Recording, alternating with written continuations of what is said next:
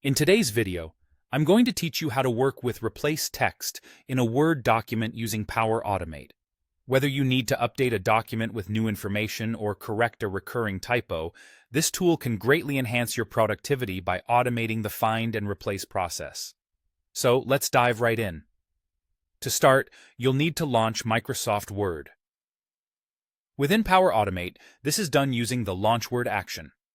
Here, you need to specify the full path to the Word document you want to work on. This means including the document's location on your computer or network, so make sure you know exactly where it's stored. If you want the Word application to be visible while the automation runs, set the option to make the instance visible to true. This can be helpful if you prefer to watch the process in action or want to ensure everything is happening as it should.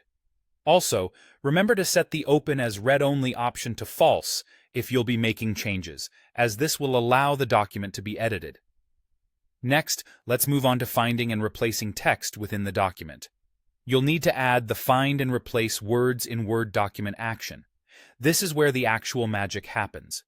First, provide the Word instance variable from the Launch Word action. This tells Power Automate which document you are working with. Then, enter the exact text you want to find. This is the text that will be replaced. Following this, enter the new text that will supplant the existing one. If you want to replace all occurrences of this text in the document, set the All Matches option to True. If you only want to replace the first occurrence, set it to False.